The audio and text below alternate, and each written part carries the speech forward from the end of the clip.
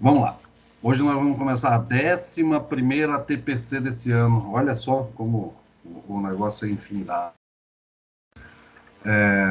A temática hoje, né, nós vamos falar sobre ensino híbrido e nós vamos falar também sobre educação antirracista. São duas trilhas de formação que são Alan, necessárias aqui na SEDUC, Alan, né? Pois não? eu não sei se é de propósito, mas você está tudo escuro a sua tela? Eita, Ou eu, não, ou eu não te vendo? teoricamente Bom está dia, aberto. bom dia, Teoricamente está aberto, então pode ser minha internet, tá? bom dia. Teoricamente está aberto. Bom dia, pessoal. Né? Veja aí, Roberto, a navegação, daí qualquer coisa você me Será dá que um não toque. está fechado, não tá fechado aquela telinha da sua câmera? Não, tá aberto. Irmão, Tá aberta? Tá normal? Ah, então deve ser a minha internet, que tá muito ruim aqui. A internet Obrigada. está de diretoria, é uma benção. Né? Para mim está parecendo normal. Não é a melhor coisa para se ver, mas é o que tem hoje, né? Vamos lá. Então, voltando aí à pauta, né? Hoje nossos temas são ensino híbrido e educação antirracista. São duas trilhas formativas da SEDUC, né? Mas são temas que eles têm uma abrangência muito grande e aprofundamentos enormes também que a gente deve fazer, né? Essa TPC de hoje, ela vai ter uma característica um pouco diferente. O pessoal de humanas, nas ATPC, a gente debate bastante, muito lugar de fala, muita devolutiva, retórica e debate. Hoje nós vamos ter temas de introdutórios sobre os dois assuntos, ensino híbrido e educação antirracista, né? Então, são duas coisas que a gente vai ter que abordar, né?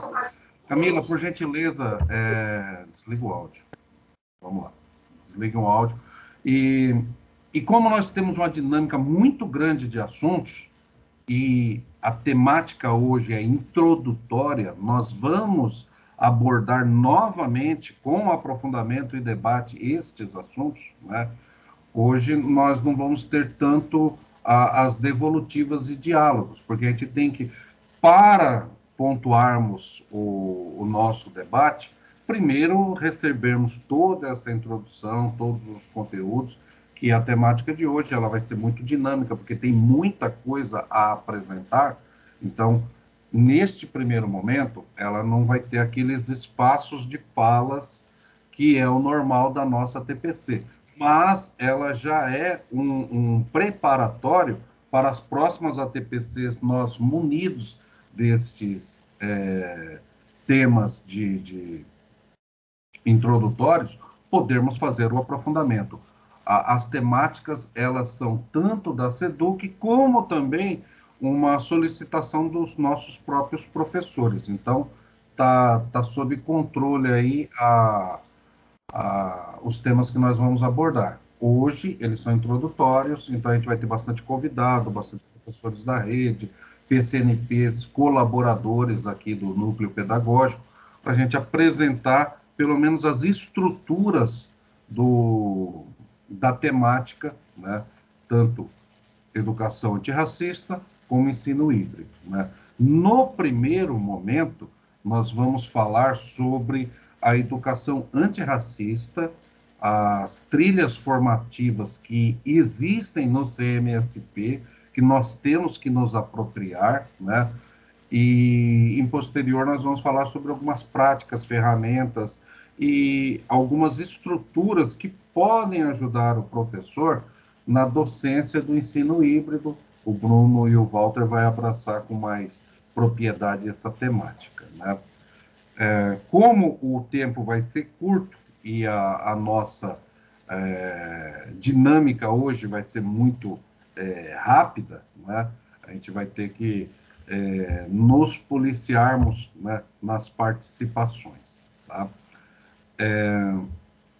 Eu vou compartilhar, em princípio, um vídeo da nossa atual dirigente. Teve uma troca na gestão administrativa da SEDUC, né? E o Marcos, ele voltou para o cargo de origem dele, né? E a Rosenilda, hoje, ela está como a nossa dirigente. E ela montou um vídeo de apresentação e acolhimento para todos os ATPCs e professores, né? Então, a gente vai compartilhar esse material com vocês e daí nós já damos início aí à temática, tá bom? Então, deixa eu só colocar aqui um... Espera aí. Parar essa apresentação. Incluir o som.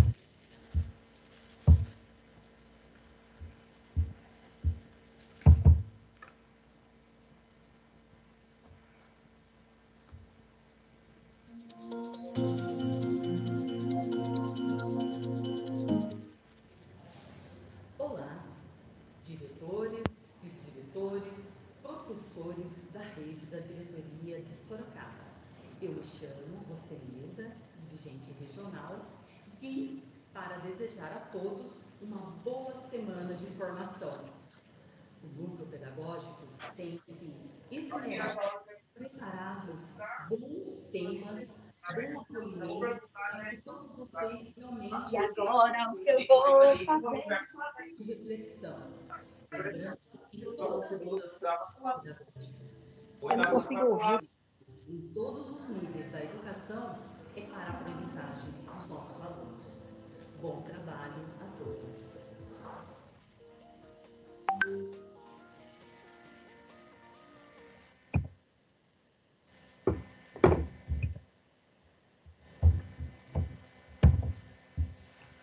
Pessoal, é mais um vídeo de apresentação e acolhimento. Algumas pessoas estavam falando que o áudio estava baixo. É porque o áudio desse vídeo é baixo mesmo, ele é extremamente baixo, mas a Rocinelda está se apresentando e desejando a nós aí um bom trabalho e a apropriação dos temas que nós vamos abordar, né?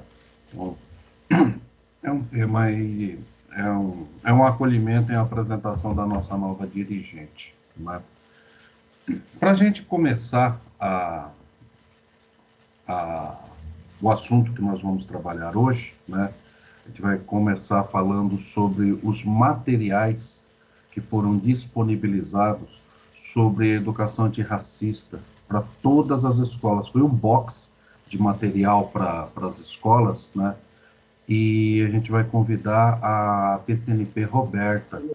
A PCNP Roberta é a nossa PCNP de artes e que tem um profundo conhecimento nessa questão de literatura africana, né? Roberta, você está com a gente aí? Oi, gente, bom dia. Profundo conhecimento é bondade sua, Alan. A gente procura, estudar e está sempre observando, né, essas questões que são importantes para nós enquanto professores, né? E é uma coisa que a gente tem que estar sempre estudando, sempre se policiando, né? Porque como a gente vive numa sociedade muito racista, né? Infelizmente, é uma coisa que a gente precisa estar sempre ali, é quase que uma resistência, a gente está estudando e tentando buscar esse conhecimento, né? Então, eu ainda me sinto que preciso aprender muita coisa ainda e estudar bastante coisa. Eu vou tentar compartilhar com vocês um pouquinho do material que chegou na escola, mesmo porque a gente percebe assim que o material chega na escola e às vezes chega o material, principalmente agora que chegou na época que a gente estava de férias, esse material chegou no período de férias e as escolas estavam com um grupo reduzido de pessoas, provavelmente foi para a biblioteca e muitas vezes ainda não deu tempo de conhecer. Então, acho que é importante todos os professores se apropriarem desse material, né? Porque é um material que veio para a gente, para o nosso estudo e também para a utilização com os estudantes nas aulas, né? E chegaram, na verdade, um acervo literário composto por 340 títulos. E desses 340 títulos, né, tem alguns livros da temática étnico-racial, tem outros de literatura geral, né, alguns conteúdos técnicos, veio muita coisa relacionada ao ensino híbrido, ao Conviva, né, materiais de formação para o professor e materiais de literatura para os estudantes. Isso para todas as escolas, do fundamental, anos iniciais, finais e médio. Também foi, esse tipo de material também foi para o município. E 58 títulos desse acervo são da educação étnico-racial, que é o que eu vou apresentar aqui para vocês. Acho importante, principalmente, né, como nós temos uma TPC de terça-feira da área de humanas, seria muito interessante esse material como material de estudo do professor, né?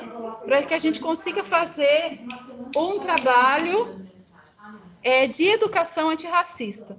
Quando a gente fala de educação antirracista, a gente tem que pensar que não pode ser um trabalho pontual apenas no Dia da Consciência Negra.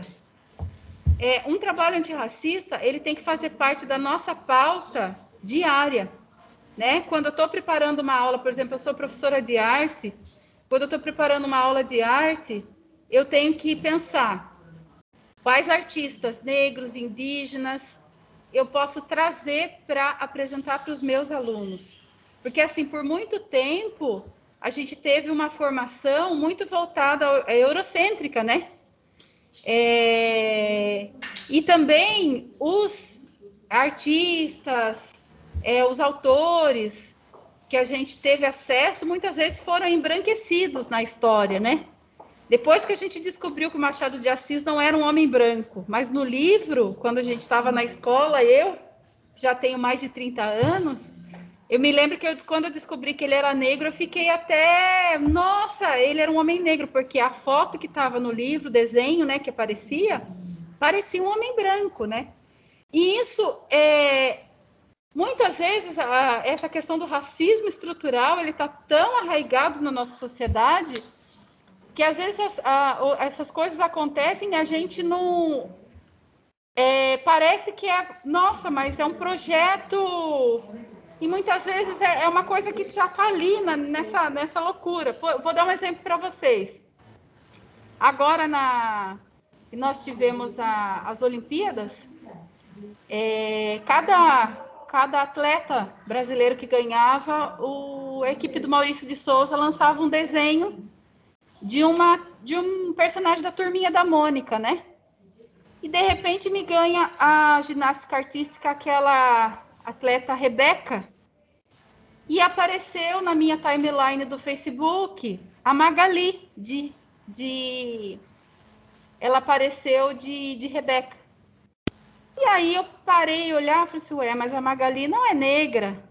E a Turminha da Mônica tem uma personagem negra, né? Tem uma menina e um menininho que são negros. E aí o que aconteceu? Muitas pessoas entraram nas redes sociais da equipe do Maurício de Souza para dizer por que não usou o personagem mais adequado. E aí, logo em seguida, eles lançaram a Rebeca, sim, negra. Então, é uma coisa que está que as pessoas acabam não percebendo muitas vezes, né, essa questão. E o objetivo desse acervo, na verdade, é que a gente vá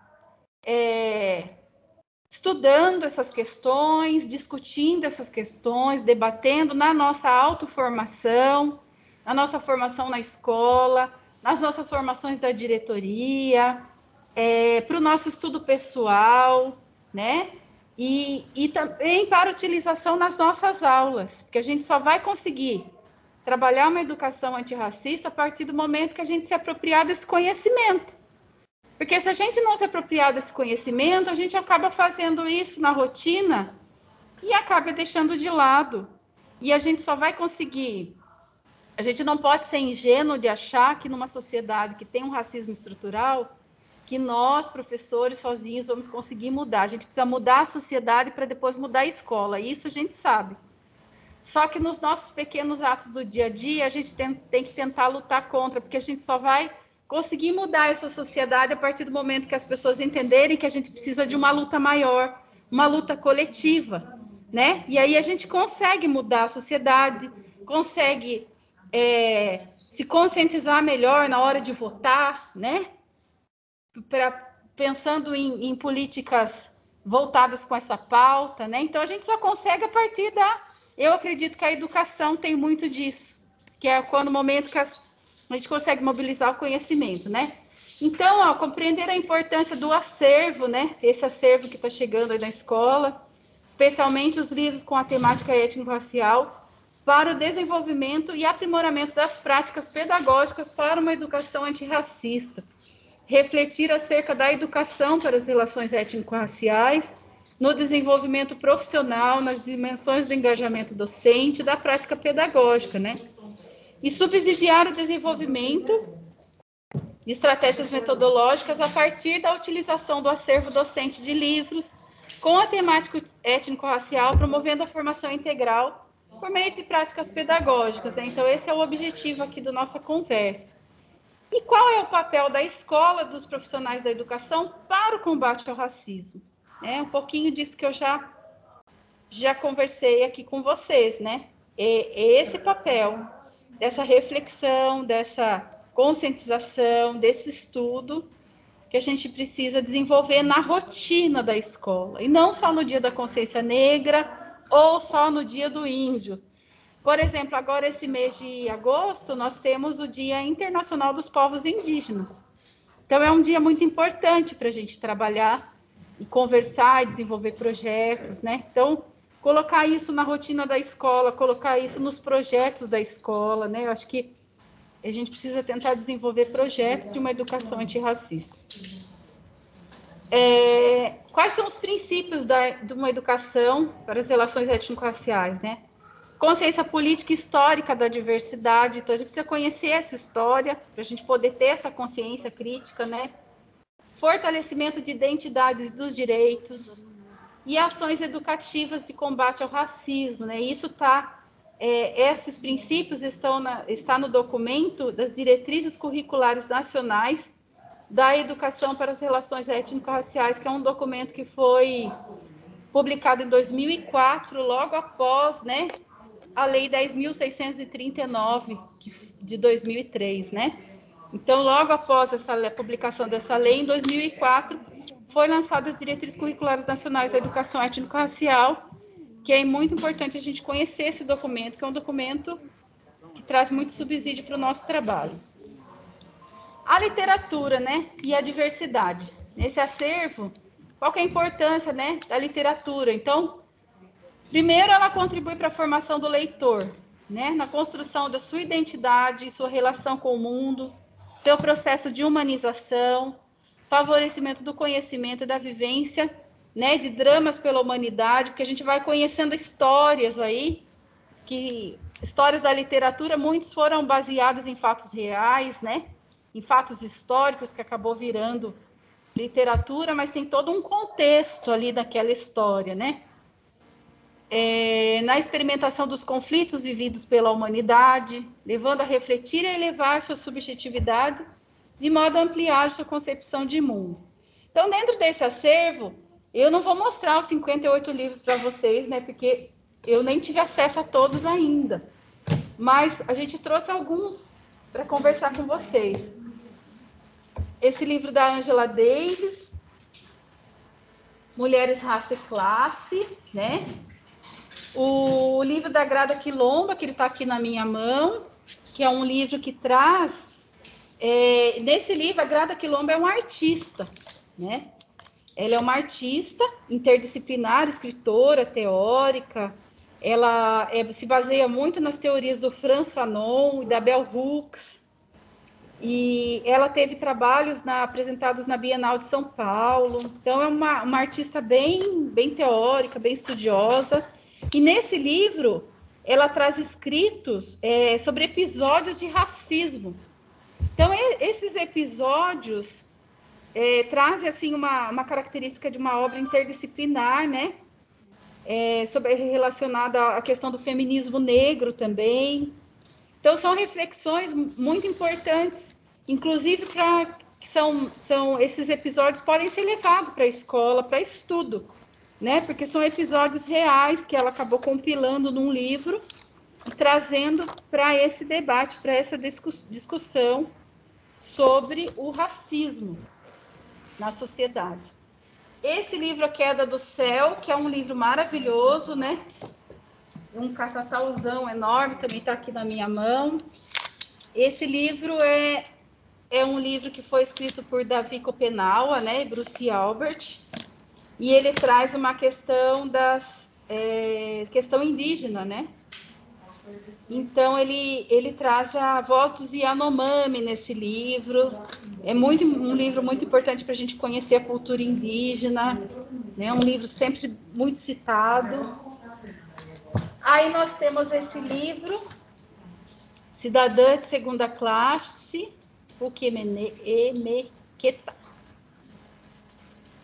O livro do Lázaro Ramos, que é um livro que foi lançado já faz alguns anos, né?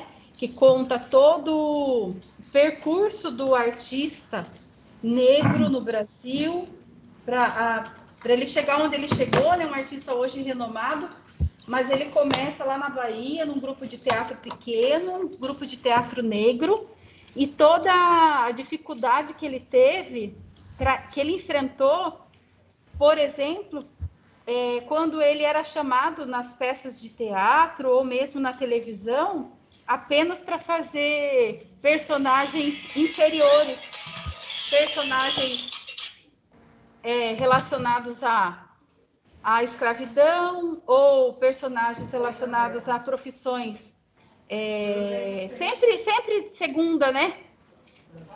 Então ele foi enfrentando isso de maneira a mostrar, porque ele veio de uma formação do teatro negro e ele queria mostrar que o negro não precisaria ficar só como empregado na novela.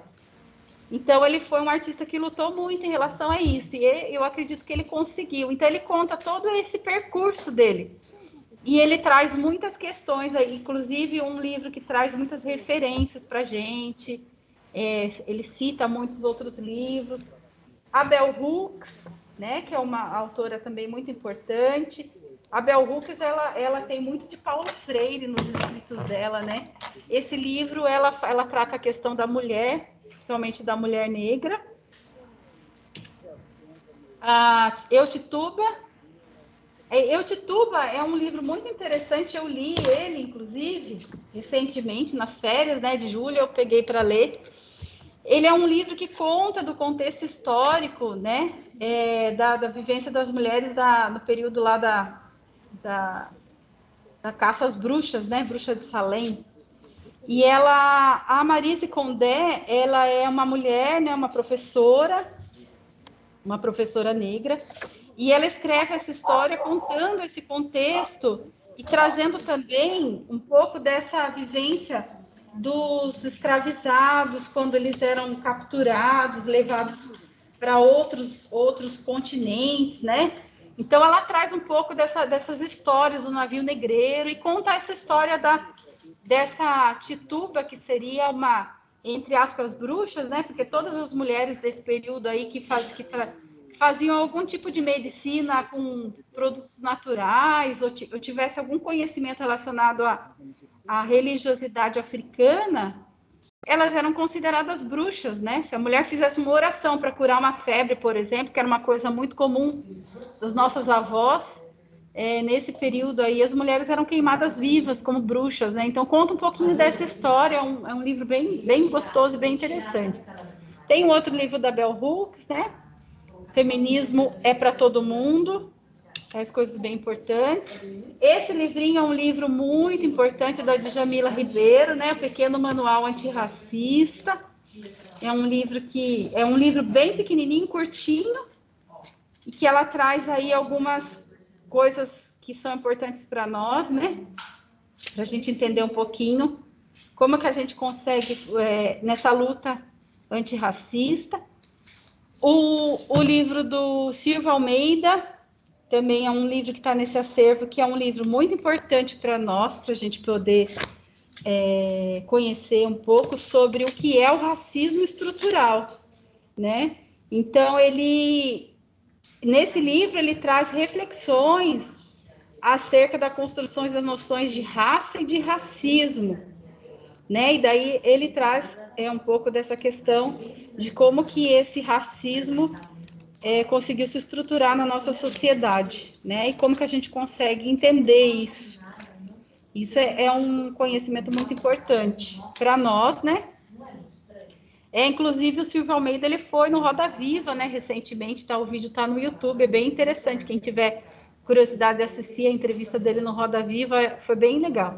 Além desses livros, a da Djamila ainda tem mais dois, né, Quem Tem Medo do Feminismo Negro, acho que está até aqui na minha mesa, deixa eu ver onde que está, aqui, Quem Tem Medo do Feminismo Negro, e também tem o Lugar de Fala, esse daqui, um livrinho pequenininho, que ela explica um pouquinho sobre essa questão do lugar de fala.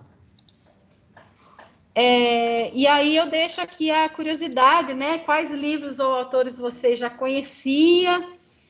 Quais vocês têm vontade, interesse, né? De ler? Quem que vai ser o primeiro aí na biblioteca da escola a levar um livro desse para... Na verdade, é um convite à leitura que a gente está fazendo, né? Que eu trouxe aqui para vocês, ó. Chimamanda, o Período da História Única, também está no nosso acervo. O livro dos Racionais MCs, que eu não apresentei ali no PPT, mas é um livro que cai na FUVEST, né? Sobrevivendo no Inferno, muito legal. Inclusive, os alunos gostam bastante de ler. Primeira vez que eu vi esse livro foi na mão de um estudante do ensino médio, inclusive, que eu não conhecia e eu vi na mão dele e eu achei bem bacana. E aí, não sei se tem tempo, Alan, para eu colocar esse... Senão eu posso deixar o link também. Vamos ter que correr. É um vídeo curtinho, 3 minutinhos. Na verdade, a proposta, a ideia, né, a gente pensar um pouco nesses movimentos contemporâneos para trabalhar com os alunos, e um deles é o Islã. Eu vou colocar aqui um trechinho desse slam, né? Da poesia feita A Menina que Nasceu Sem Cor, só para fechar a nossa conversa, e deixa aí como um convite, como um movimento que pode ser divulgado e trabalhado na escola também, sobre essas questões do racismo, tá bom? Rapidinho aqui.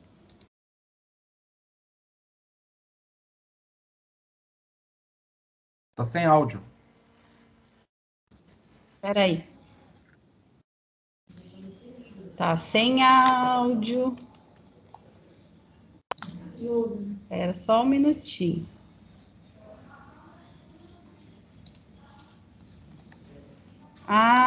Eu não tinha ligado aqui. Agora acho que vai. A Menina que Nasceu Sem Cor. Eu tenho um problema. Meu ascendente é em Áries.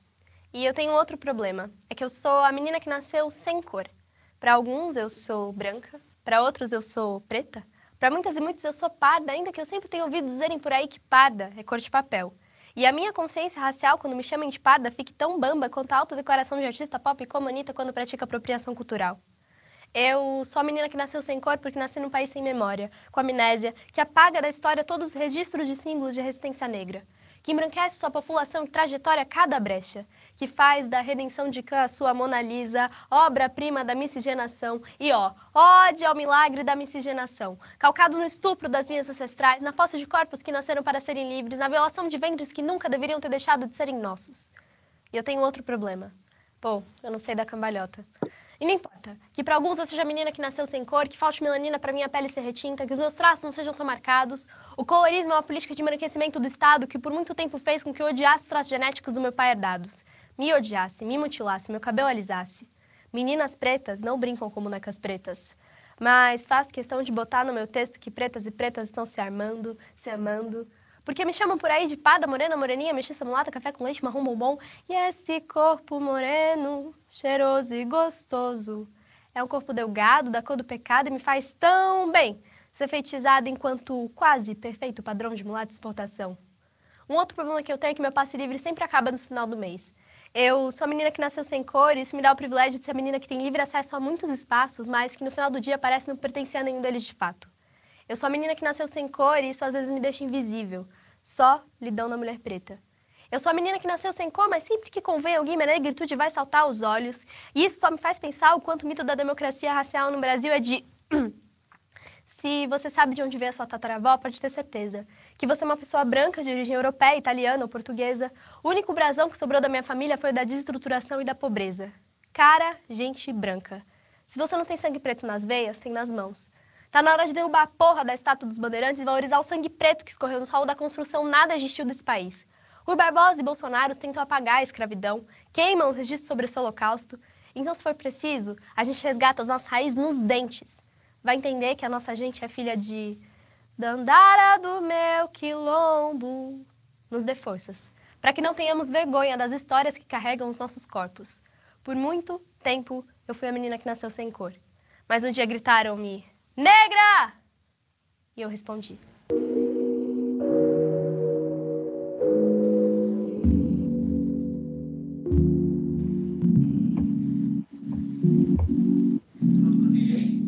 Então é isso, gente. Obrigada.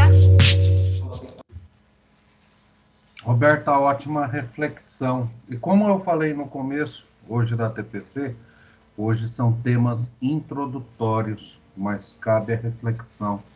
É muito importante a gente ter noção da origem, né? Professores de história, de sociologia, né? Abordar com ênfase essa questão das nossas origens e da formação estrutural social, né? É a nossa missão, né? Agora a gente vai chamar outro convidado, né? Hoje é dia de convidado, né? Professor Vinícius está perdido por aí? Professor?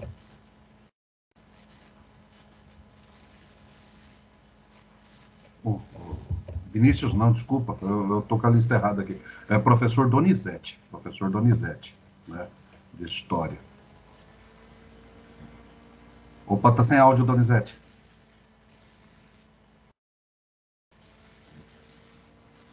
Continua sem áudio.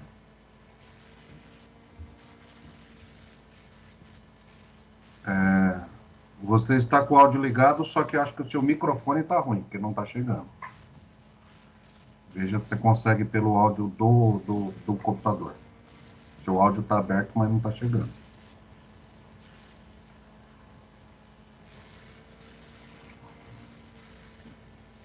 Agora ele está desligado Aí, agora ele está aberto, mas eu acho que o seu microfone está ruim. Veja se você consegue. Ainda nada. Agora? Opa, eu ouvi um oi aí. Vamos lá. E agora como é que tá? Agora lindo, maravilhoso, absoluto e necessário. Vamos lá. Aí. Eu não o vejo, Oi? mas eu o ouço. Agora E eu agora? te vejo e te ouço. Tudo bom com o senhor? Tudo bem? Graças a Deus, tudo ótimo, né? O nosso amigo Benedito, ele vai fazer uma abordagem tanto biográfica como estrutural sobre essa educação antirracista, né? Tem a palavra, meu irmão. Bom dia, pessoal. Obrigado, Alan, pela oportunidade. Benedito Donizete, mais conhecido como Donizete. Eu sou professor da rede pública há 33 anos. Hoje estou na gestão e também trabalho na escola particular. Então, estou agora, nesse momento, na escola particular, mas falando com vocês. Aí, à tarde, vou para o estado e, chegando no estado, a primeira coisa que eu farei é ir à biblioteca, né, com essa recomendação da Roberta. Abraço aí, se tem professor da Escola Guiomar Camolese, que é a minha sede. Eu sou vice-diretor designado da Escola Hélio Del Cistia. Um abraço também aos professores da Escola Hélio Del Cistia. Alan e professores, eu acho que a questão racial no Brasil é uma questão muito mal resolvida.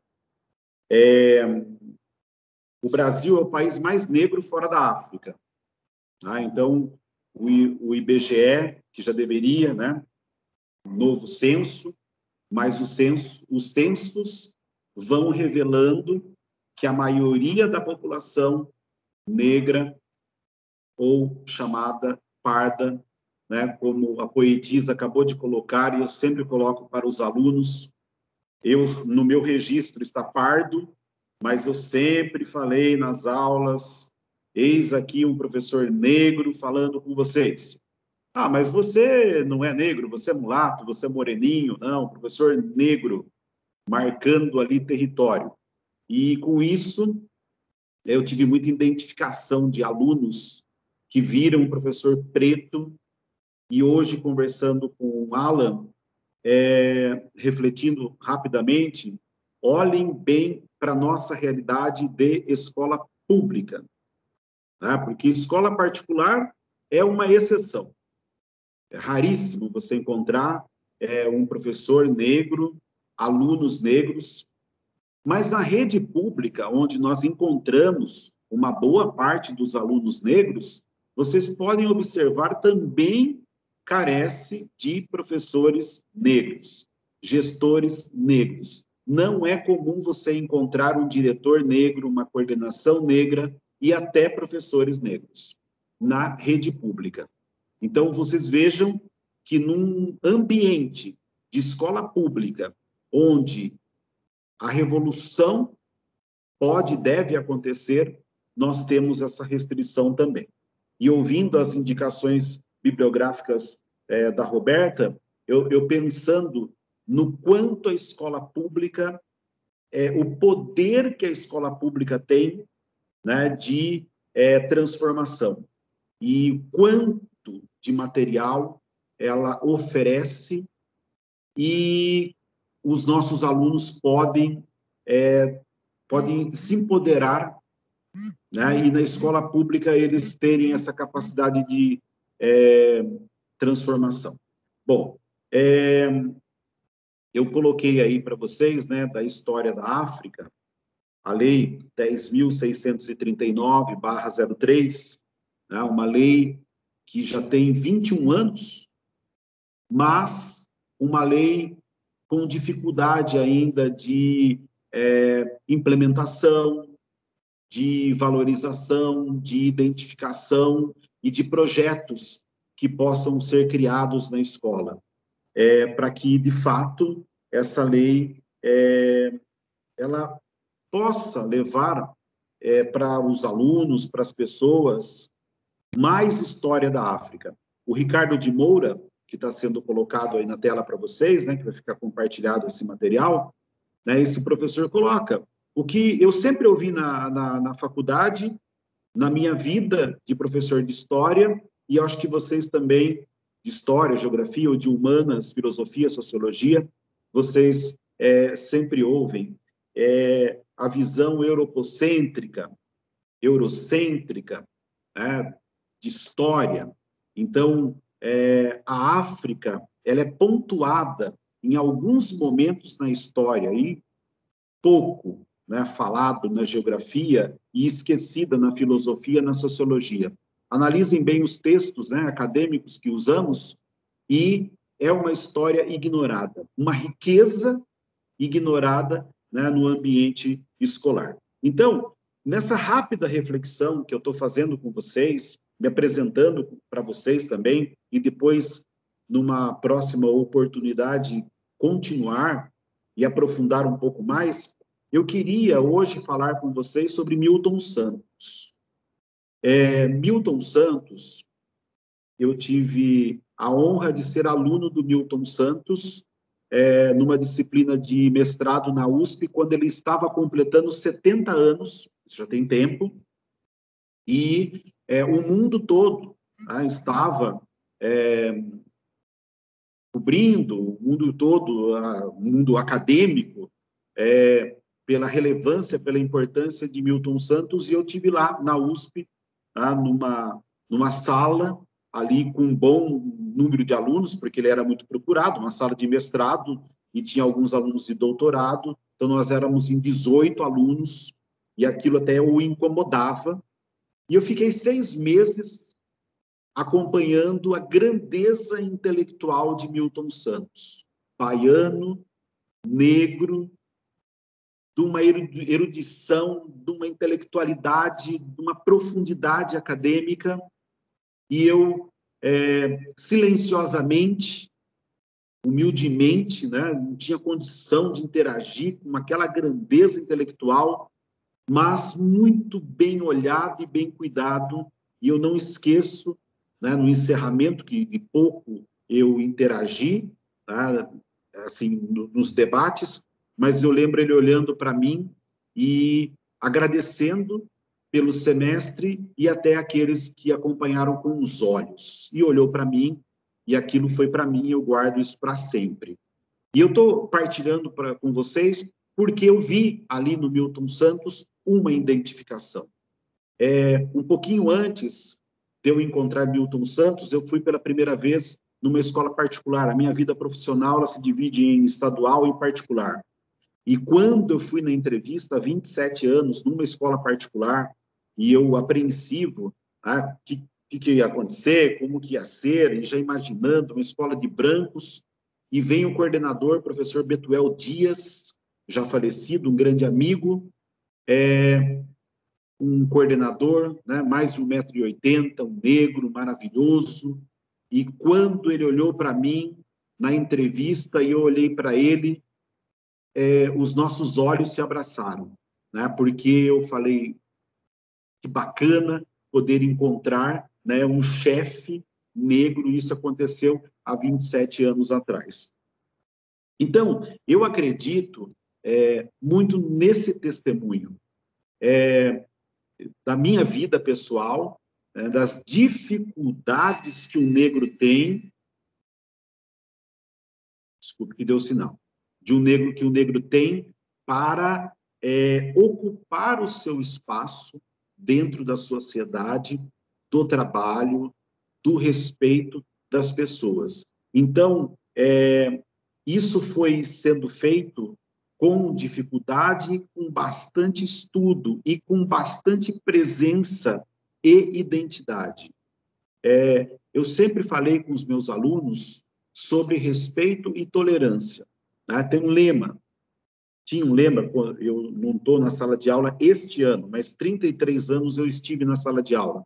Então, quando a Roberta coloca, né, a questão, a pauta racista, também nós temos que ampliar esta pauta para outras situações onde as pessoas são agredidas.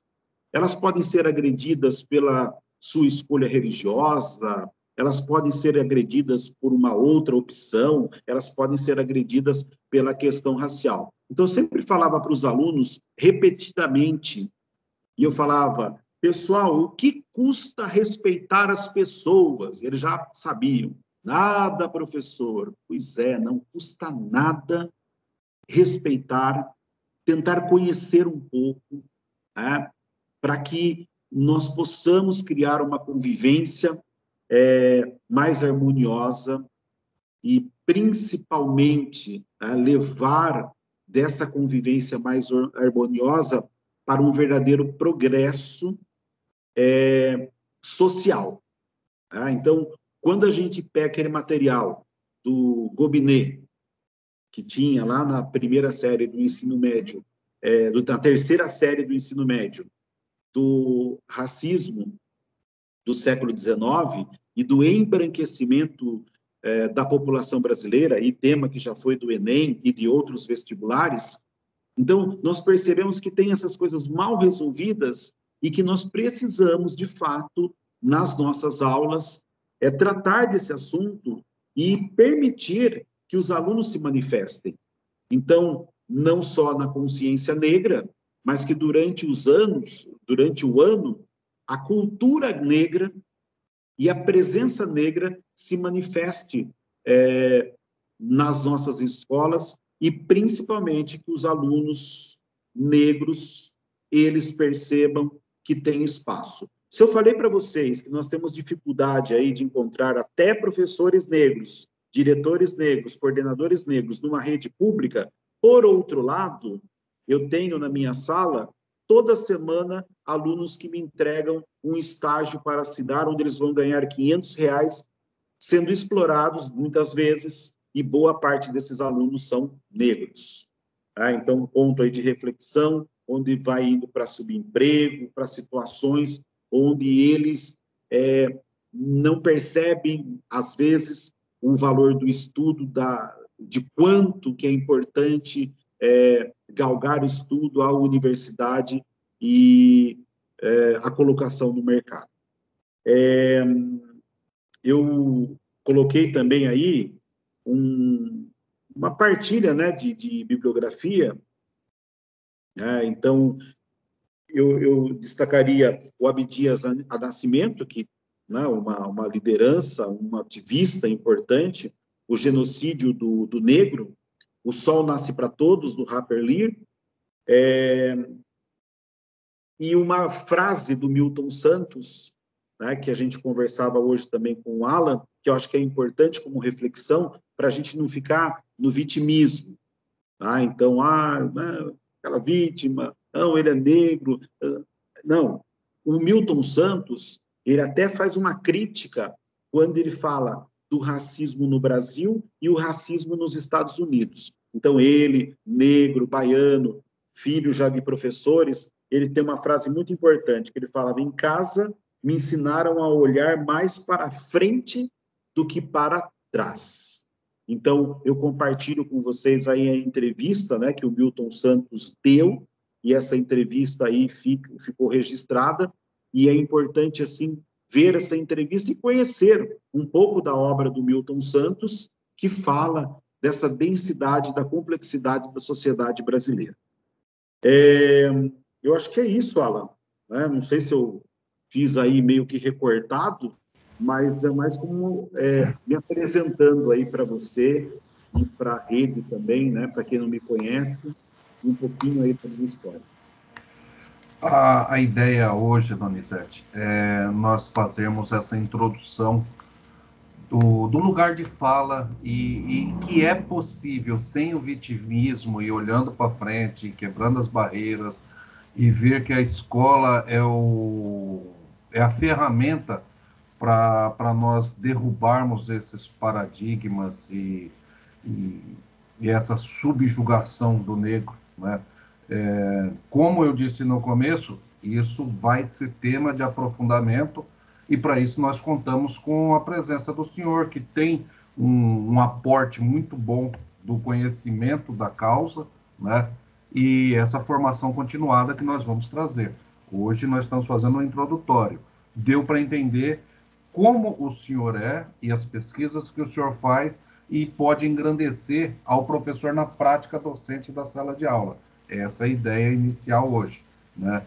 De antemão, já lhe convoco e de antemão já lhe agradeço que vai aceitar o convite, né? Essa é a ideia inicial de hoje, né? Bacana. Muito obrigado, viu? Só obrigado, senhor. Estou fechadinho na sala, por isso que eu estou sem máscara, né? E eu vou procurá-la também lá nos livros que a Roberta comentou, se tem Joel Rufino dos Santos, um livro que eu gosto muito, que eu partilho aqui, que é Gosto de África, Histórias de Lá e de Cá. Tá bom? Joel Rufino dos Santos, Gosto de África. Coloca aí no chat, meu irmão, coloca no chat. Hoje é dia de colocar coisa no chat. Inclusive, o Hudson já colocou aqui o Roda Viva do Newton Santos, que é esplendoroso esse momento. Eu adoro esse programa, né? Vamos lá, né? Agora a gente tem que dar uma continuidade para nós conversarmos com mais um convidado com lugar de fala que pode nos dizer um pouco sobre essa experiência de colocação no meio da SEDUC, né? Professor Dárcio, está por aí? Dárcio. Opa, apareça, mostra sua câmera. Olá, gente. Bom dia. Estão me ouvindo? Graças a Deus. Dárcio, explica quem você é e qual é a sua fala, meu irmão. Olá, primeiramente aí, bom dia a todos. Meu nome é Dárcio, tá? Sou professor de matemática e PAC também. A minha sede é na escola Sara Salvestro.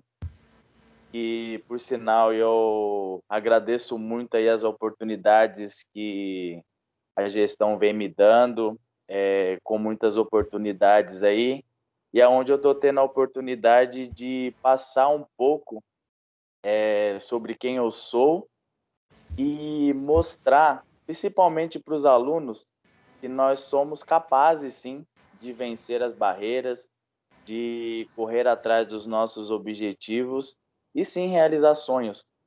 Porque nós, posso dizer aí, como a massa negra aí na sociedade, nós temos muitas barreiras, né? Tanto é que hoje eu trouxe um joguinho aí para que a gente possa interagir um pouco, né? E falar um pouco sobre essa questão aí, sobre os privilégios, né? E todos nós somos capazes, nós conseguimos aí sim chegar aos nossos objetivos, só que infelizmente com algumas diferenças aí, com algumas divergências, né? E então eu peço para que o nosso amado aí, o Alan, possa colocar os slides aí, por gentileza, para que eu possa estar dando continuidade aí. Valeu, obrigado, Alan. Opa. O Darcio, ele se propôs a fazer uma dinâmica introspectiva e de motivação com a gente, né? É mais ou menos essa a nossa ideia, né? Façam as respostas mentalmente e depois analisem os seus resultados, né? É mais ou menos essa a ideia, a orientação que a gente pode dar para essa dinâmica aí que o Darcio está trazendo para nós, né? Está na tela aí, pessoal? É isso aí, tá na tela, Alan. Obrigado. Beleza. Então, toca a palavra, meu irmão. Ok, eu vou iniciar aí, ó, a nossa dinâmica com uma pergunta que basicamente nós ouvimos a todo momento aí, tanto na mídia, nas escolas, em todos os lugares, né? Somos todos iguais? Então, façam essa pergunta aí mentalmente e lá no final nós vamos responder isso daí, tá bom? Aí, dando continuidade aí, cor ou raça, gente? No mudo, daí Uma tem outra pergunta. que Cor opção. ou raça? Outra pergunta. Qual a sua origem? Vocês já pararam para pensar qual que é a sua origem? Se você Vai adiantar quando alguém com o áudio aberto, hein? Pessoal, colabora com o áudio aí, por gentileza. E outra, se vocês conseguem determinar aí o que é privilégio branco, ou seja, aí, o que é privilégio branco para vocês? Eu inicio aí com essas 4 perguntinhas, que elas são bem importantes, entendeu? Respondo aí entre si. E vamos iniciar o nosso jogo, ó. É o seguinte, esse aqui é uma corrida do privilégio racial, certo? Aí está disponível aí no YouTube, tem vários vídeos falando sobre isso. E eu acho que ele é bem interessante a gente trabalhar aí no nosso dia a dia, principalmente com os alunos, onde a gente vai ter uma reflexão e notar que a realidade, eu falo assim, em âmbito nacional, ela é, às vezes, um pouco injusta, certo? Mas ao final desse joguinho a gente vai entender o porquê, tá bom? Então nós vamos responder aí algumas perguntas, tá? Sobre privilégios raciais. Então, a cada resposta positiva, registre 2 pontos. Ao término das perguntas, discutiremos a respeito dos privilégios raciais. Ok? Então vamos lá, vamos dar início aqui porque tem que ser rápido. Ó, a sua família esteve presente na sua infância ou adolescência?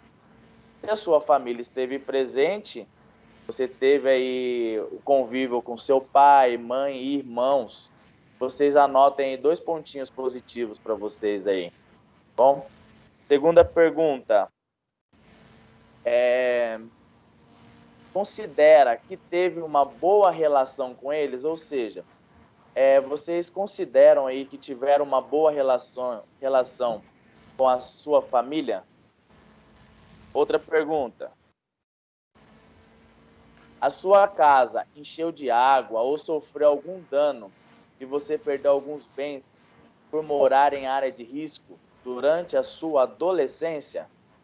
Caso isso tenha acontecido com algum de vocês, coloquem 2 pontinhos, só que negativos, ou seja, vocês vão retroceder aí na caminhada de vocês. Próxima. Você estudou em instituição pública durante toda a sua vida acadêmica? Se sim, menos 2 pontinhos aí também na sua jornada. Próximo.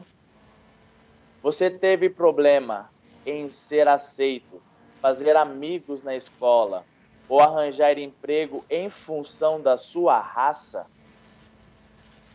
Se sim, por favor, 2 pontinhos negativos também. Retroceda na sua caminhada. Nunca precisou se preocupar ao fazer 3 refeições diárias? Infelizmente, principalmente no Brasil hoje, essa é a realidade de muitas famílias, né? O fato de você se preocupar, se eu almoçar, provavelmente não vai ter a janta, né? Então, tem aquela preocupação em tomar um café da manhã e não almoçar, ou tomar o café da manhã e não jantar. Então, essa é uma preocupação aí decorrente na família brasileira, infelizmente, né? Caso isso tenha acontecido com vocês, retroceda também, 2 pontinhos negativos. Você pagou a faculdade sem auxílio de nenhuma bolsa estudantil? Se sim, 2 pontinhos positivos, por favor. Certo? Ou seja, aqui eu fiz algumas perguntas, né? Eu tirei algumas perguntas aí, mesclando aí 2 jogos, né? E aonde nós chegamos em uma conclusão que muitas das vezes, principalmente aí em cargos que exigem um pouco mais de estudo, um pouco mais de conhecimento, raramente nós veremos aí negros ocupando esses cargos. Aí é onde a gente chega na questão aí dos privilégios, né? Não precisou ser privilégios voltados aí à meritocracia, jamais, né? São privilégios nos quais você, ao estudar, não tenha que ter outras preocupações, né? Então eu deixo aqui uma reflexão, ó, onde nenhuma pergunta tem ligação direta à competência, merecimento. Desculpa.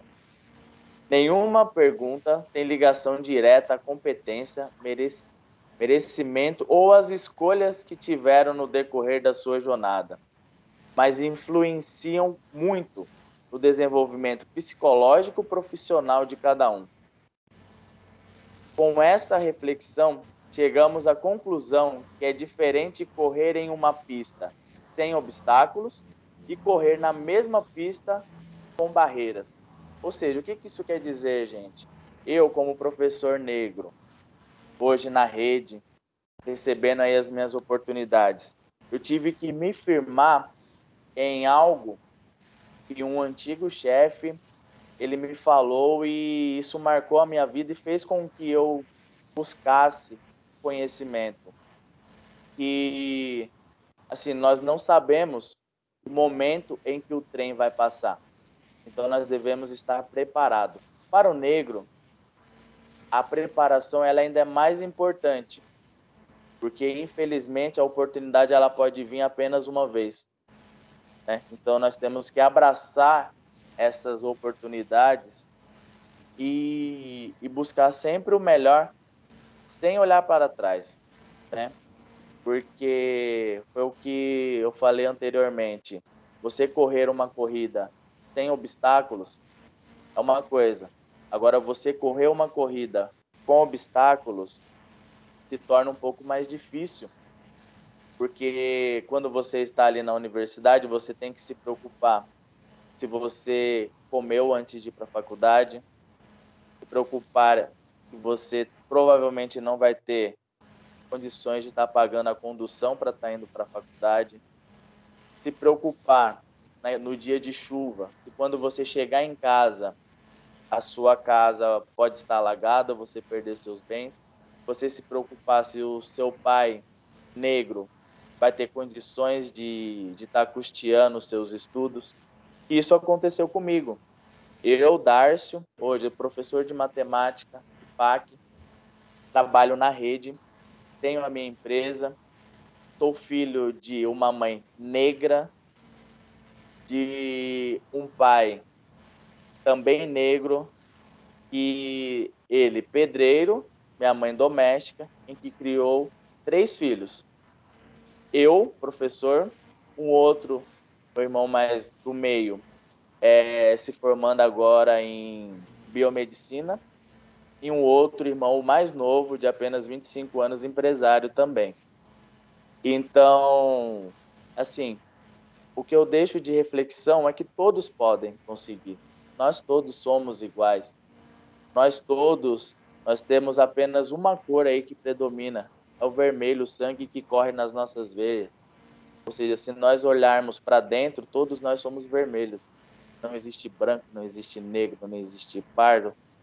Todos nós somos iguais. Então a reflexão que eu deixo aqui é esse meu sorriso negro, entendeu? Que é o que eu brinco com o Alan, com os meus alunos. Eu falo que todos nós devemos estar sempre sorrindo, sempre mostrando que nós somos capazes, que nós conseguiremos e que nada que seja como uma adversidade, como um empecilho ou como uma barreira na nossa vida, tanto profissional quanto acadêmica, vai nos atrapalhar aí nessa jornada. Vamos sim pular os obstáculos, vamos sim correr, vamos sim nadar, mas chegaremos ao nosso objetivo final, que é a realização do nosso sonho, que é em alguma posição de destaque e que é principalmente aí detendo de conhecimento, que é o que eu falo para os meus alunos. O conhecimento é algo que ninguém vai poder tirar de você. Então, corram atrás de deter de conhecimentos, sim, entendeu? E temos, sim, que nos unir para poder fazer a diferença. E não fazer a diferença com vitimismo. Ah, eu não consigo. Ah, minha mãe é negra, meu pai é negro, então não vai ter condições. Sim, vamos lá. Vamos trabalhar, vamos mostrar para essa sociedade que nós somos capazes. Todos nós somos capazes. Sejam nós brancos, negros, pardos, índios, todos nós conseguiremos chegar ao objetivo no qual estabelecemos aí. Tá bom? Deixo aqui, Alan, a minha reflexão. E olhem aí para o papelzinho de vocês. Vamos ver quantos obstáculos vocês tiveram que vencer nessa jornada aí. E com a certeza de que um mundo melhor está por vir. Beleza, gente? Tudo de bom. E deixo aqui a minha contribuição aí, uma fala rápida. Obrigadão, Darcio. Darcio, a reflexão é: todo mundo tem a mesma pista, só que uns estão carregando um peso nas costas, outros estão sendo empurrados. Então, Vitor, guarda. se a gente for colocar aí a tabelinha, vai ver que os números por raça vão dar diferenças brutais, né? Mas vamos lá, né? Tira a boca. Alan, acho que a Lucimar está com o microfone ligado. Lucimar, por gentileza. Lucimar do O. Espera aí que eu já resolvo isso rapidinho. Pronto. Né? Pedro, depois eu deixo você falar, mas vamos lá. Eu precisava falar com o professor Lucas, de uma forma bem breve. Lucas, está perdido por aí? Alan, só uma coisinha. Lucas. Oi, aqui. Lucas, cadê você, meu filho? Alô, tá me ouvindo? Opa, agora eu te vejo e te ouço. Tá lindo. Ah, tá. Então, bom dia, pessoal. Meu nome é Lucas, eu sou professor de História no Elza Salvestro e no Antônio Vieira Campos. E quando o Alan me chamou para conversar um pouquinho com vocês a respeito desse tema, foi bem difícil de eu aceitar, porque muitas das coisas que para muita gente acaba sendo um tabu quando se trata de racismo, das pessoas negras terem oportunidades um pouco mais restritas para conseguir alguma coisa, eu já não enxergo dessa forma já há algum tempo, porque o que é muito difícil para os alunos entenderem muitas vezes, como foi no tempo em que eu estava na escola, como foi no tempo que muitos de vocês também estavam, era que era comum a gente enxergar como diferente a pessoa que tinha um tom de pele diferente. Por mais que eu não me incomode com esse tipo de coisa hoje em dia, não é uma coisa que eu nunca tenha passado, que nunca tenha acontecido. Eu sei que dependendo de como eu ando ou me visto ou me comporto, eu consigo fazer uma pessoa atravessar a rua ou não sentar do meu lado. É o tipo de teste que eu já fiz, eu sei que as coisas são desse jeito, porque já está muito enraizado na cabeça das pessoas, porque as coisas funcionam desse jeito. O problema é a forma de lidar com isso. Muitas vezes a forma de lidar com isso é nessa questão de empoderar uma determinada minoria, acaba acontecendo da gente acabar tornando as bolhas um pouco mais rígidas e um pouco mais difíceis de serem furadas. O grande tchan da gente pensar nessa questão é a gente ver como que a gente consegue fazer todas as pessoas de qualquer tipo dessa grande diversidade que nós temos no Brasil conseguirem furar as bolhas, porque bolhas existem, nós sabemos disso, nós sabemos que regiões mais carentes de qualquer cidade, tem censos provando isso, são compostas de pessoas geralmente pardas ou negras, mas isso por uma questão de que quem dá as oportunidades são pessoas que carregam um pouco desse preconceito ainda. O nosso papel enquanto professores é demonstrar que não tem nenhuma diferença entre as pessoas. Como o professor Darcio falou, a única cor que acaba sendo a que vale e que é comum entre todos é o vermelho do sangue de todo mundo. Então a gente tem que dar um jeito de demonstrar que qualquer tipo de aluno pode furar as bolhas que a gente coloca, ou que a sociedade mesmo coloca. Muitas vezes, nós mesmos colocamos essas bolhas, porque quando, por exemplo, nós vamos tratar desse tema, como nós estamos fazendo hoje, ou no final do ano, no mês da consciência negra, a gente coloca, muitas vezes, eu vou falar dos negros por causa do meu lugar mesmo, a gente coloca os negros como especiais e mesmo sem intenção a gente esbarra muitas vezes num coitadismo, ajudando a reforçar um tipo de vitimismo. A gente ajuda a ver que que povo sofrido, não tem oportunidades, ao invés de mostrar que qualquer pessoa consegue também. A gente tem um exemplo aqui, um colega aqui da minha sede é vice-diretor também e ele é negro. Então, ele é o tipo de pessoa que furou a bolha. E é o tipo de coisa que a gente tem que tentar passar para os alunos, mas de uma forma completamente tranquila, mostrando que toda pessoa, independente de cor, raça, fé, é igual e tem valor igualmente. Não tentando mostrar que em determinado período do ano tal pessoa tem esse valor, ou quando se trata de determinado assunto, tal pessoa tem esse tipo de valor. Todas as pessoas têm esse valor da mesma forma. Então, eu, na sala de aula, tendo um contato com os alunos, eu demonstrando que não me importo com a forma com que eles possam me ver, eu tendo contato com eles, eles percebem que pessoas como eu são pessoas completamente normais. Pessoas que podem chegar a algum lugar diferente do que eles estão acostumados a pensar que podem chegar. Porque eu, quando era criança, eu ouvia o tipo de coisa como a gente que é assim precisa ralar um pouco mais. Por causa da sociedade, pode ser que seja verdade, mas esse tipo de discurso, dependendo da pessoa que ouve, a gente desestimula alguém a correr atrás do sonho. É o tipo de erro que a gente não pode cometer. É o tipo de coisa que nos deixa numa corda bamba na hora de lidar com o aluno. E é o tipo de coisa que tem que ser tratada desde casa, lógico, e dentro da escola, principalmente agora que os alunos estão passando cada vez mais tempo dentro da escola, tendo mais contato conosco do que com os próprios pais, muitas vezes. E como foi dito antes, é verdade, a quantidade de professores negros é um pouco menor.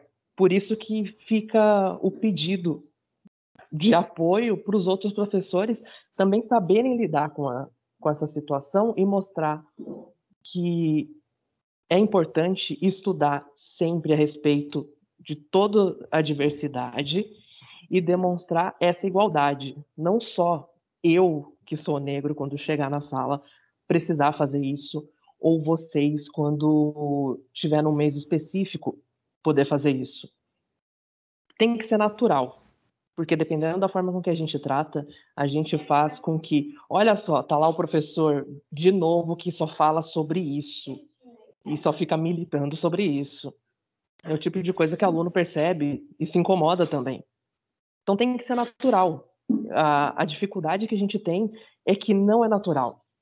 Os próprios alunos, eles já com uma noção um pouco diferente dessa questão, podendo enxergar essa questão racial um pouco melhor, eles às vezes corrigem os próprios pais e avós, falando, não se fala assim e tal. E geralmente a resposta dos pais acaba sendo, mas eu sou assim, no meu tempo era assim que a gente falava, eu estou acostumado com isso, agora é difícil de mudar e tal. Que seja dessa forma. Se que essas pessoas mais velhas continuem pensando diferente, beleza. O tempo passa. A questão é, se a gente está dentro da sala de aula agora, com uma geração agora, se a gente conseguir trabalhar isso com eles nesse momento, a gente está preparando uma sociedade melhor para daqui a alguns anos. A gente está preparando um Brasil melhor daqui para frente. E não um Brasil que ajuda a tornar as minorias cada vez menores e mais distantes. Tem que dar um jeito de misturar tudo, mostrar que está tudo junto. Essa que é a diferença, essa que é a dificuldade que a gente encontra. De sempre querer reforçar a bolha, ao invés de mostrar que toda pessoa tem a possibilidade de furar a bolha. Então, se eu posso dizer alguma coisa a respeito de como lidar com o aluno dentro da sala de aula, sendo um professor negro, é isso. Ó. Eu não me coloco como uma pessoa diferente. Os alunos reconhecem dessa forma. E quando eles encontrarem alguma pessoa parecida comigo na rua, eles não vão querer, por exemplo, atravessar a rua. Eles não vão querer, não vão ficar imaginando que ela é como, sei lá, de uma forma marginalizada, como às vezes é posta pela mídia. Entendem? Eu me posiciono dessa forma e peço que vocês também ajudem a reforçar o valor que todo tipo de pessoa tem, independente de cor, raça, religião ou que tipo de diferença que for. É isso que vai fazer a gente preparar um Brasil melhor para frente, porque por agora, enquanto a gente ainda tem essas gerações, pode ser que essa diferença ainda não aconteça. Só que mais para frente pode ser que a gente perceba alguma mudança conforme a gente vai trabalhando com as nossas crianças, adolescentes e jovens a partir de agora. É isso. Lucas, pelo que eu consegui captar, essa bandeira não é uma militância, essa bandeira é de todos nós, né? E não pode ser liderada ou alavancada por uma classe ou uma categoria. Não, e isso é um lugar que tirarmos essa ideia do lugar de fala. Todos temos a obrigação com a fala, né? E existe a questão da liberdade de expressão, a liberdade de gosto, tal, mas também existe a intolerância ao errado. E tem coisa que simplesmente é errada, né? Racismo estrutural é errado. E a escola tem como obrigação quebrar esse termo que você usou, essas bolhas, né? Essa é a mensagem que a gente tem que levar para todos nós, independente da sua cor, da sua crença, da sua posição. O lugar de fala é um lugar de fala de todo mundo. Esse é um assunto universal. Né? Tem o PCNP, Cláudio, que falou para mim essa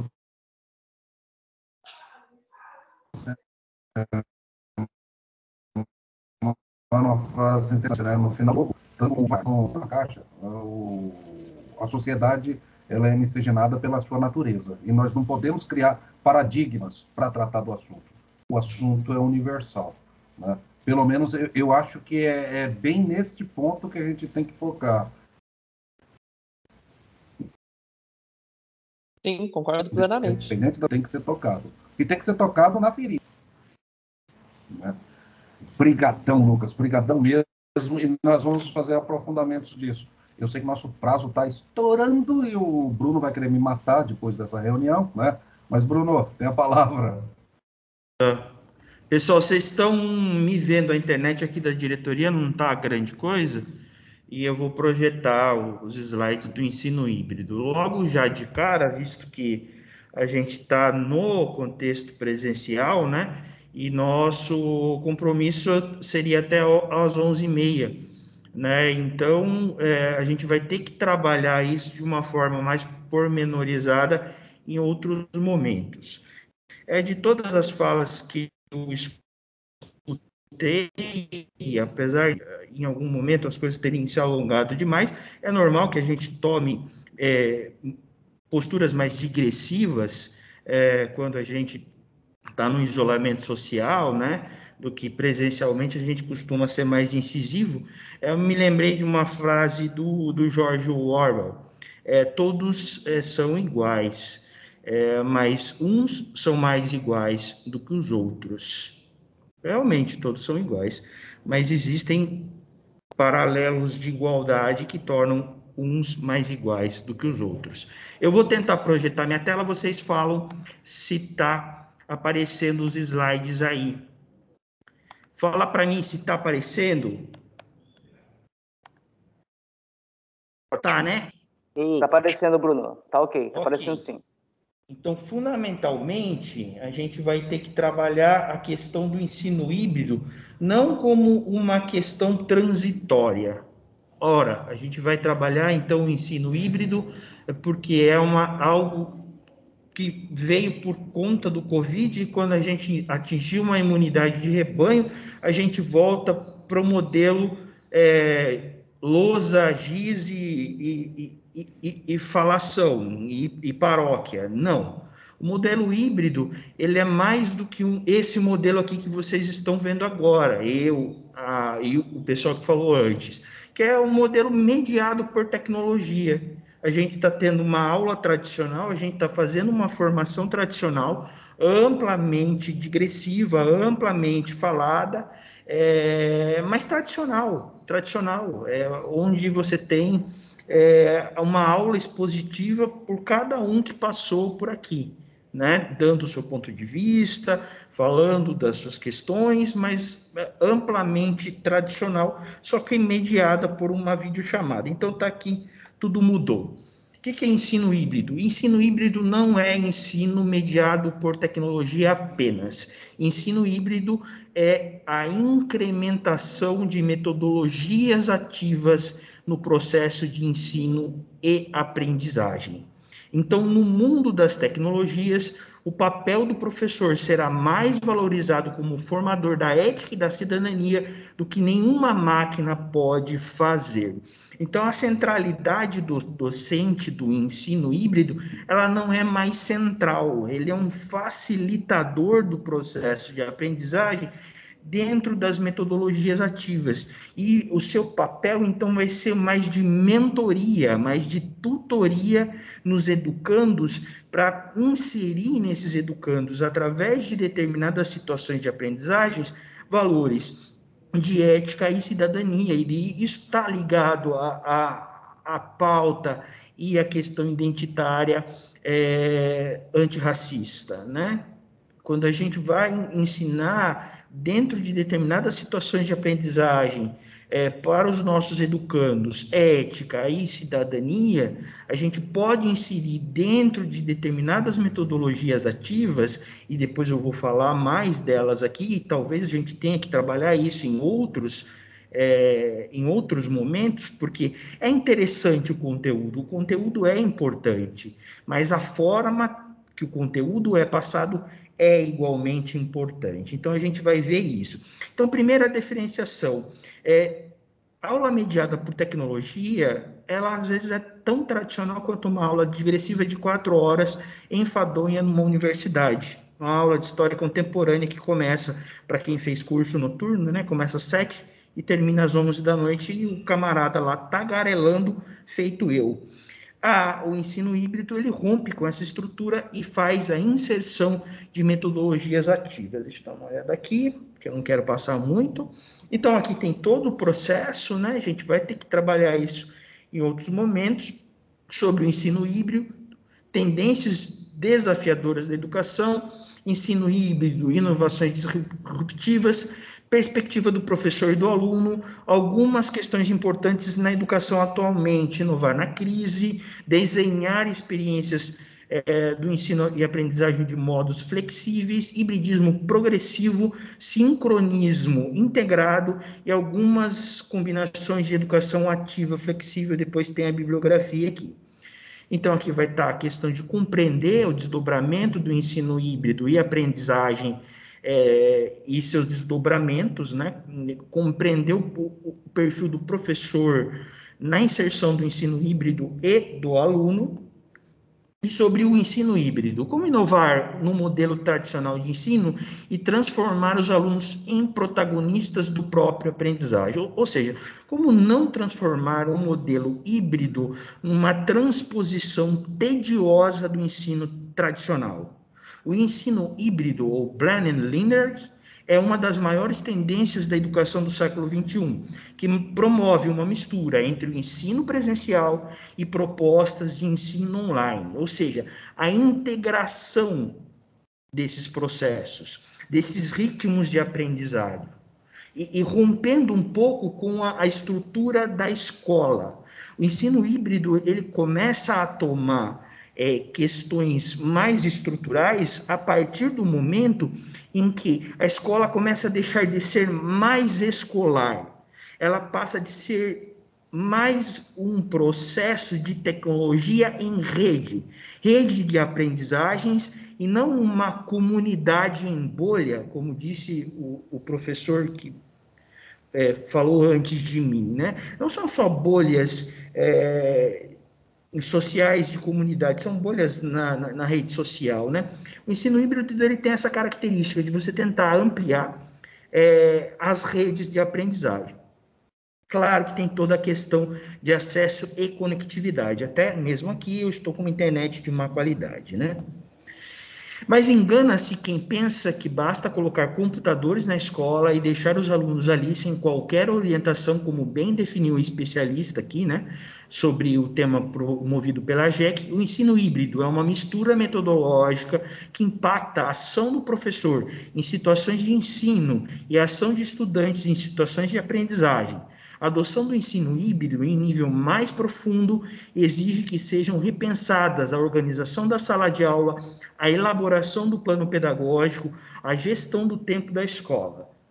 Dessa forma, aqui vai falar, o papel do desempenho pelo professor e pelo aluno sofre alteração em relação a propostas do ensino tradicional, e as configurações de sala de aulas favorecem momentos de interação, colaboração e envolvimento com tecnologias digitais. Portanto, o ensino híbrido não é um processo em que você vai se atarefar das coisas. Quando você está se atarefando, você está tentando transpor o ensino tradicional para a mediação de tecnologias digitais. Isso vai tornar o processo muito cansativo, como essa professora aqui, contas, mensagens, a luz, ela ficou uma mulher polvo, não é verdade? Então, é isso que a gente quer, com o tempo, que todos aprendam, não só professores, mas gestores, né? A própria SEDUC, né? Entenda, né? Tendências interessantes e desafiadoras, forte foco em uma visão integradora, holística, de valorização à vida e competências amplas, sustentabilidade, propósito e bem-estar. Itinerários pessoais, aprendizagem formal e informal, flexível ao longo da vida. O ensino híbrido, ele deve ter um foco maior numa visão ampla da vida e holística.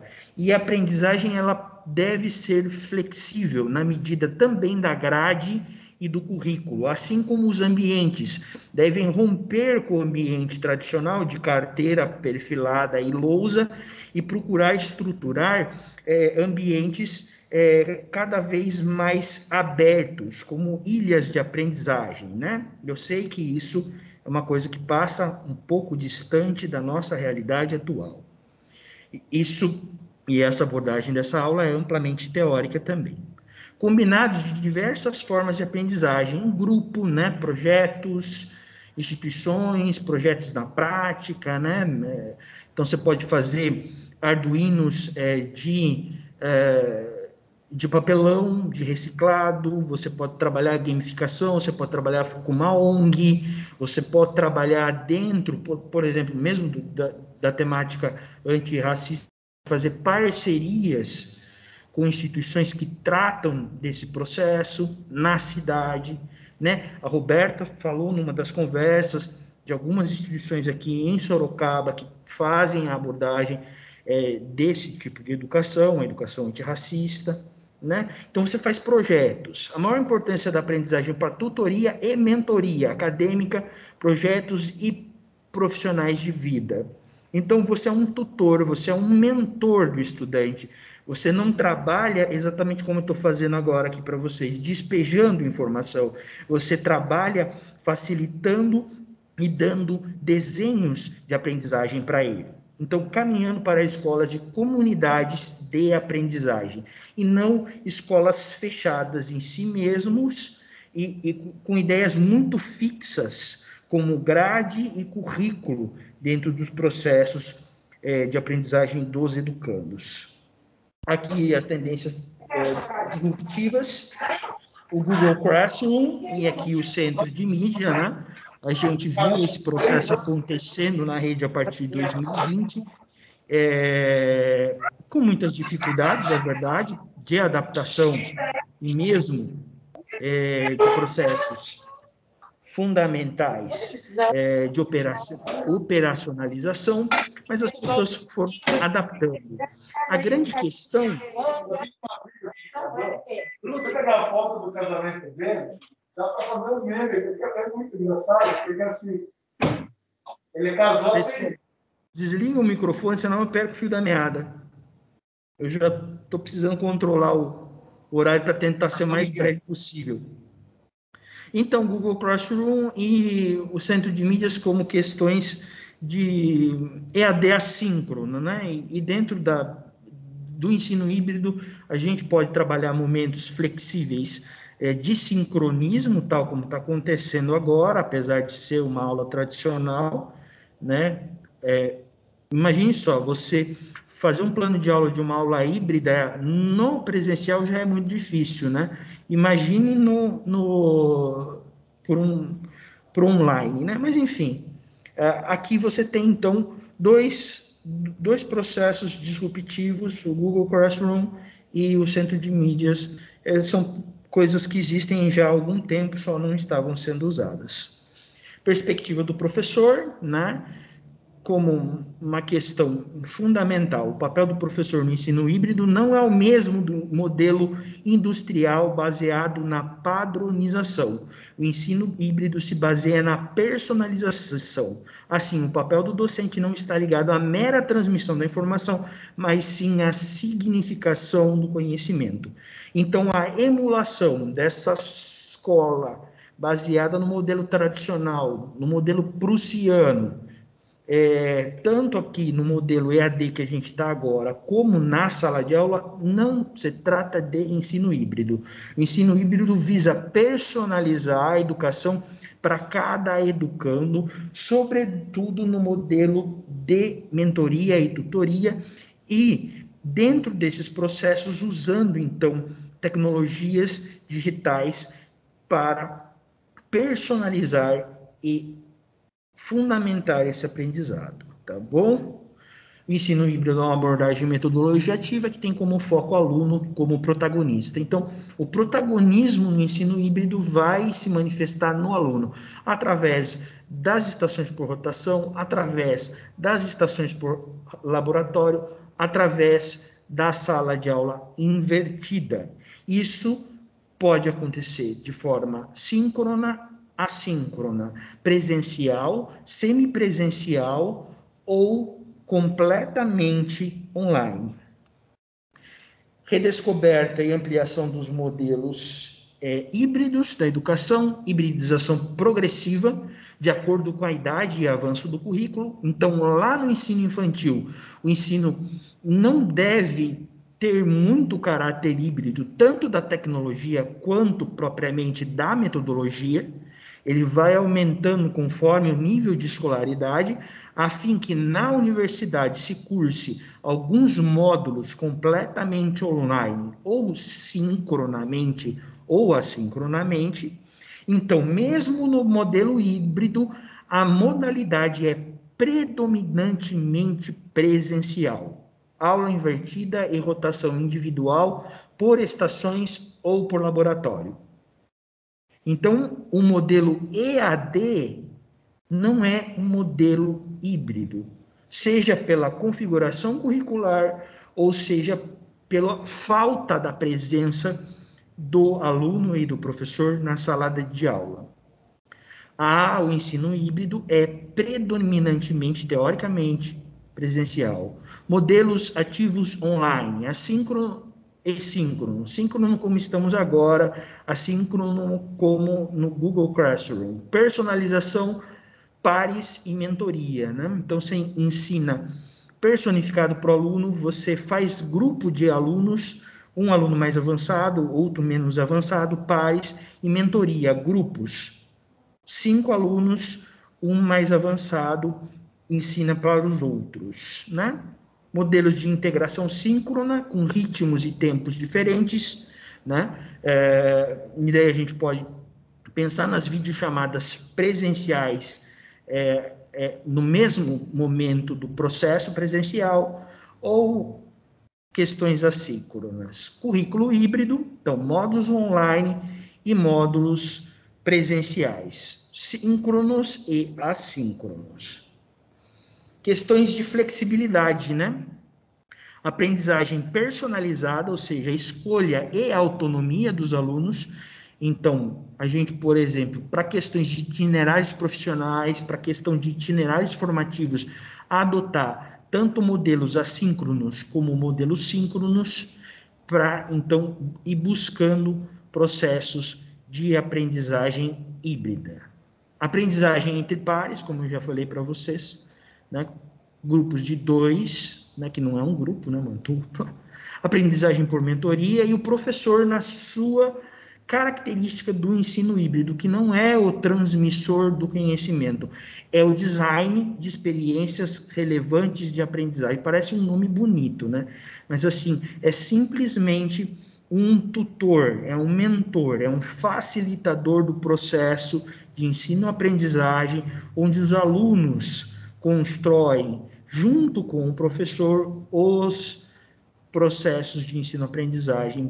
Portanto, ele vai usar isso como hibridismo e vai, então, usar plataformas adaptativas e inteligentes, mais flexíveis. Aqui dá o exemplo das escolas públicas da Califórnia, Summit, né?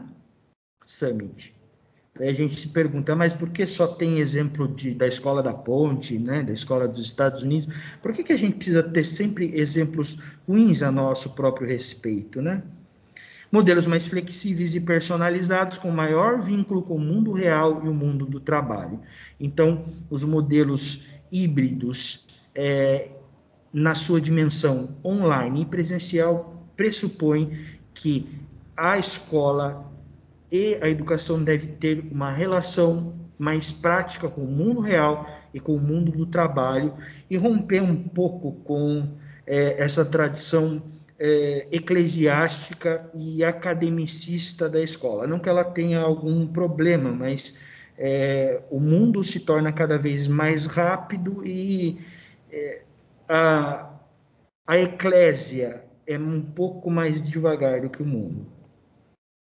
Laboratório rotacional, né? Os alunos saem de suas alas de aula em um laboratório de aprendizagem durante horas. Então, vamos imaginar, numa sala você tem uma aprendizagem presencial e ali uma videochamada para os alunos que estão em casa, e outro grupo de aluno vai até a sala de informática ou outro grupo vai até a biblioteca, cada um com uma situação de aprendizagem diferente.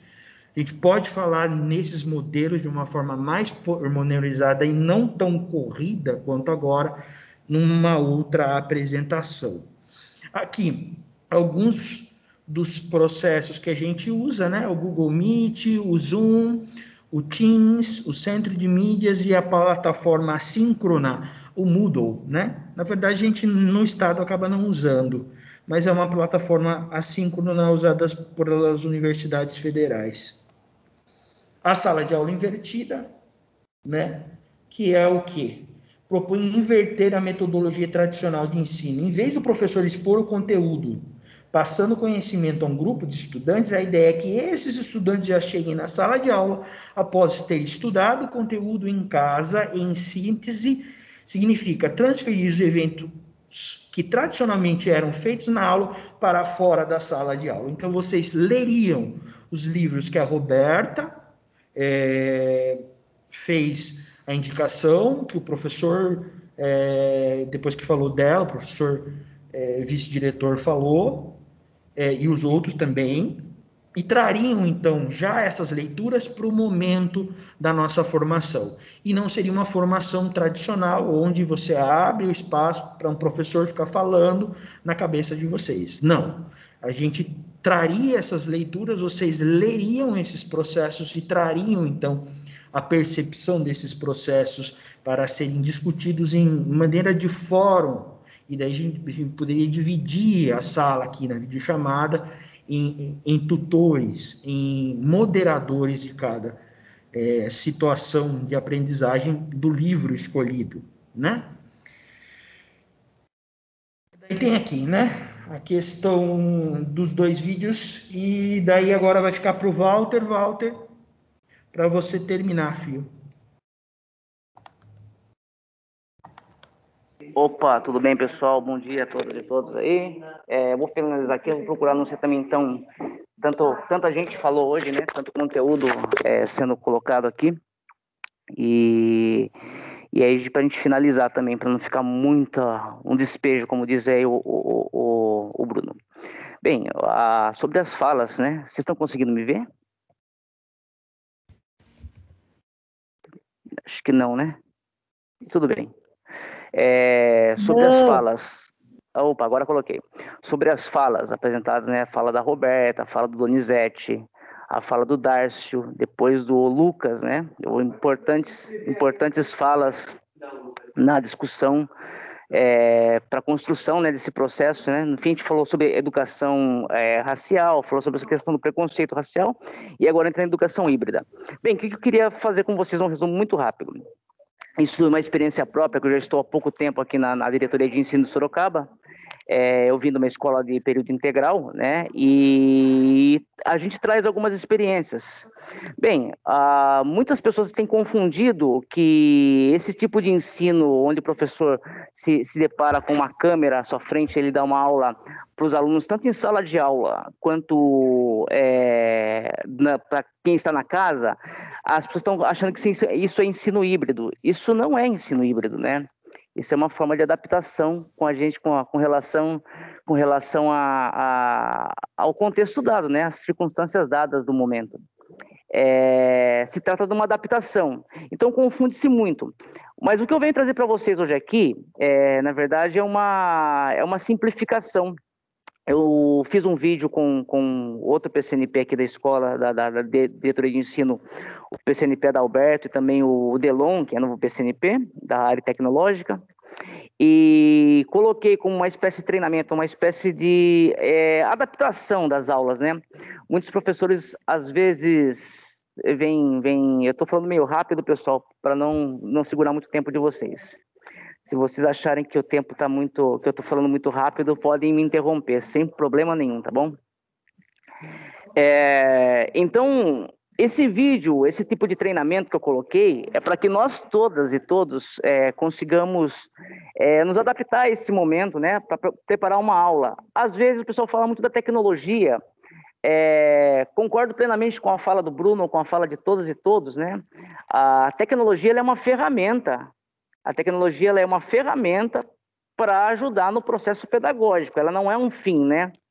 Ela não pode ser o fator de finalidade, né? Ela é a ferramenta, ela é aquilo que contribui para que você possa transpor, né, como uma ponte, né, entre o conhecimento, né, e os agentes que estão operando aí nesse processo.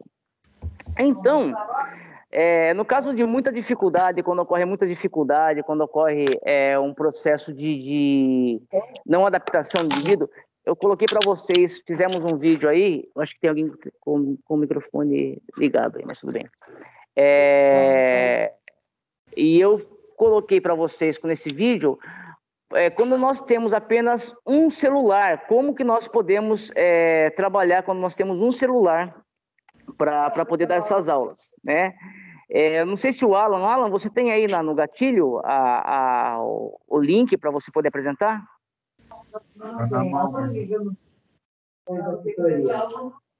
Elaine está com o celular ligado. Elaine Cristina. A Elaine. Você está com o vídeo ligado. A Márcia e a Elaine. A Elaine está com o áudio ligado. Ele falou para mim.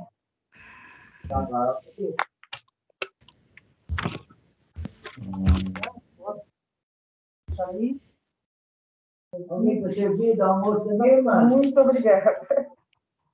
Pessoal, eu vou passar para vocês, o Alan vai passar aqui, ó. Eu vou desligar aqui. Para vocês verem o vídeo de apresentação.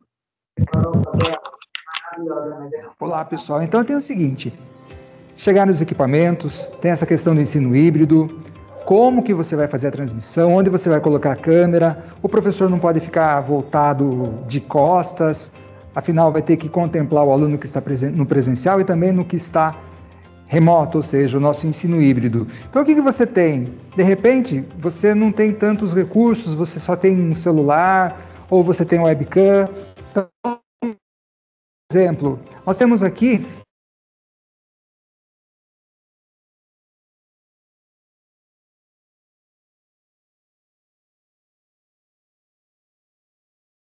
É aquele mesmo, Alan.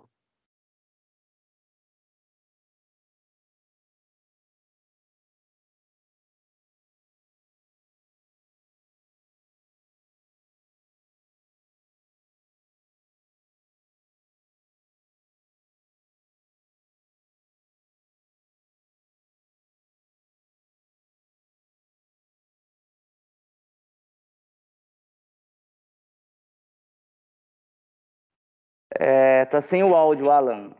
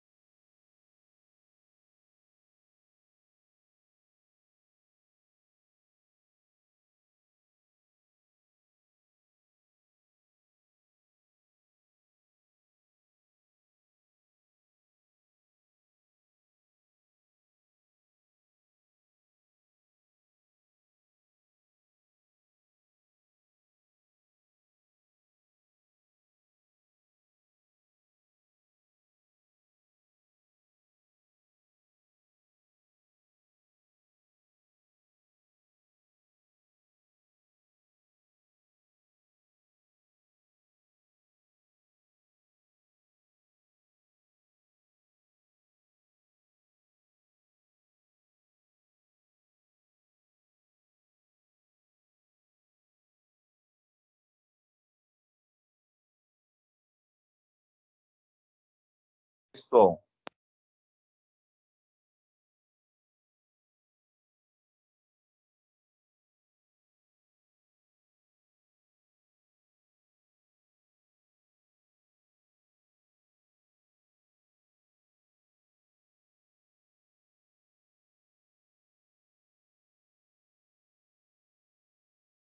Alan, pessoal, acho que tá sem o áudio, né? Eu não consegui acompanhar áudio nenhum.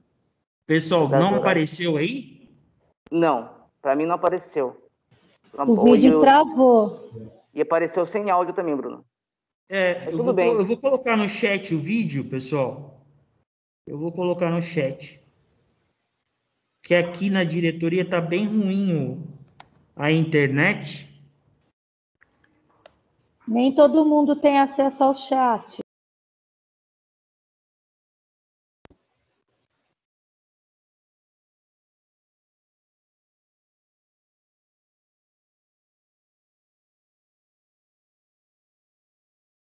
E o Bruno, acho que Oi. o Leonardo falou que nem todas e todos têm acesso ao chat, né? Eu sei. Mas de qualquer forma, que eu conversei com...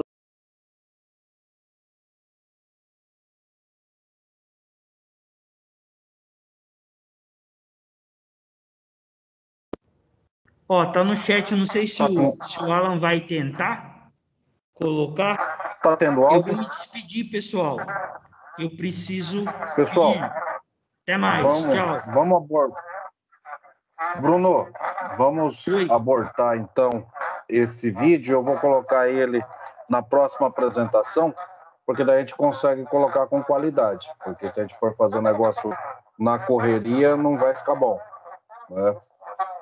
E a gente retoma essa situação aí, porque já que estamos com um problema de tecnologia aqui, que faz parte dos processos, e vai estourar muito o prazo também. Então eu ponho o vídeo no começo da próxima apresentação. Pode ser? Sim. Eu vou colocar lá no grupo também do WhatsApp, tá, pessoal? Tá. No Drive que eu coloquei no chat está lá o vídeo, mas eu me esforço para colocar, pelo menos no site da DE vai ficar lá, e lá tem como a gente baixar isso aí, né? No site da DE vai estar lá. Até mais, tchau. Vou indo, Alan, até. Falou, Bruno, até mais.